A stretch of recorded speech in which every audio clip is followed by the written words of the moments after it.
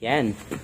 Bale, ito yung i-unbox natin ngayon. Ito yung gagamitin natin na crib ni baby. Okay.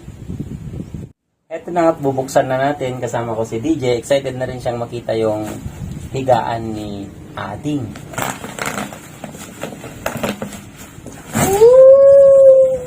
Wow. Kaya di ipagbagat. Pagbagat. Ipag-idda ni Ading. Tapos ang nag-idda talag sangit.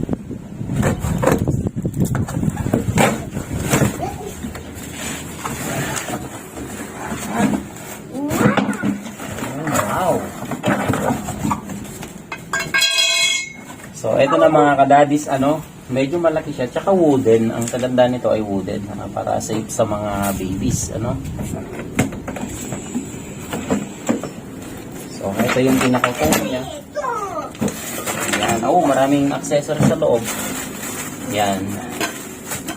Ito mga wheelie niya, mga gulong-gulong. Tapos meron siyang instruction kung paano siya gawin. So, ayan siya. May mga instructions yan. Bali ganyan yung magiging itsura pagka tapos na. Yan, may mga sabitan yata ng mga toys. Yun. So, medyo lang, medyo parang soft wood lang siya, no? Hindi siya yung expected na matigas na kahoy, pero parang mga imported naman na wood.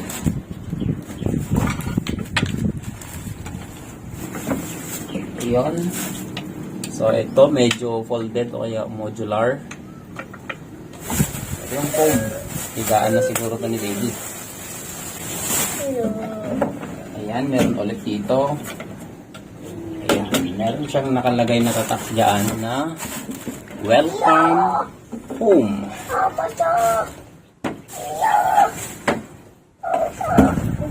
At eto syempre, hindi ko alam kung ito yung pinaka-base. Hindi, ito yung sa side. Yan, ito yung sa side niya. Okay, assemble na natin.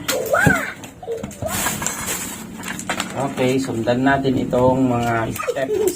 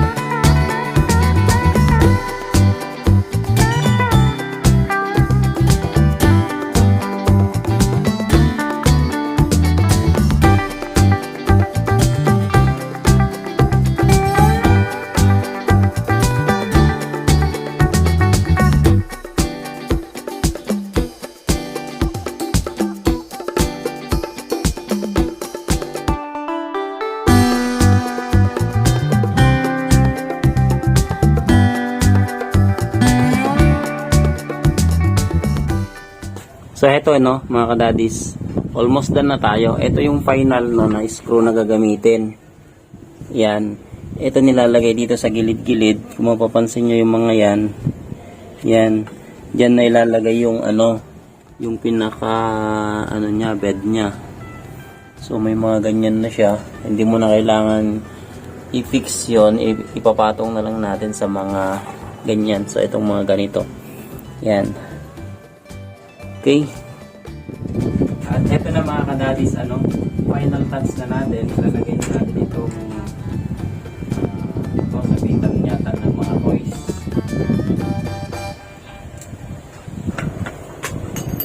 Tapos ilagay na natin itong pinaka-bed niya. Ayan. So, eto na. Ito yung magiging itsura. Ayan, pwede natin siyang itulak.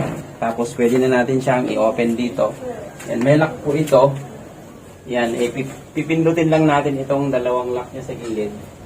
Ayan.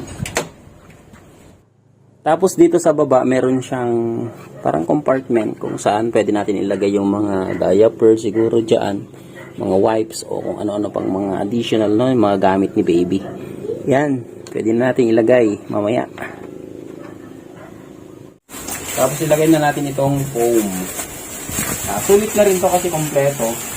Meron siyang foam, meron na rin siyang bedside, meron na rin siyang mga ano, lalagay sa sidings para hindi mauntog si baby o kaya masaktan sa mga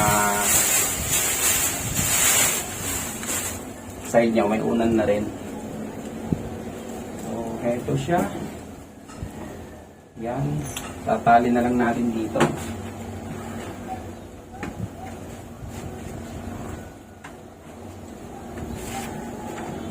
So, ganyan. Itatali na lang siya. Tapos, ito naman dito sa kanyang headboard.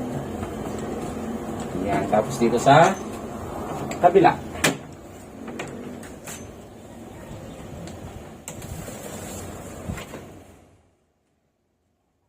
Itali lang na ganyan. Ayan, eto na. Hanap po mami na pink. So, meron na siyang unan dito. Okay.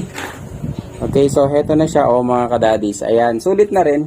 Wala ka nang pagod sa paggawa. Bibili ka na lang niya, assemble mo na lang. Tsaka itong ano naman niya, kahoy niya ay nasa ano din. Yung grade talaga niya ay pang baby. Ayan, parang hindi naman siya harmful. So, no paint talaga. Strictly, yung mga product na ganito ay no paint. Para hindi, hindi hazardous sa mga maliliit na bata. So, ayan. Okay. Lalagay ko yung kulambo. Ang kasamang mosquito net.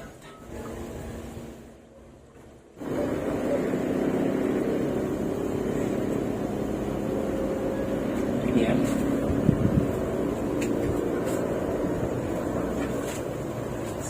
Ito, napaka-ergonomic, napakadaling gamitin. Yan, dito na rin yung opening niya. Dapat nakatapat dito. So, ganyan. Lagay mo na lang na ganyan. Yun.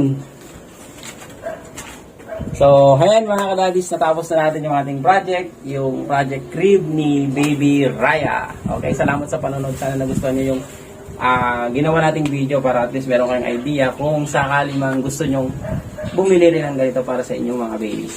Thank you so much.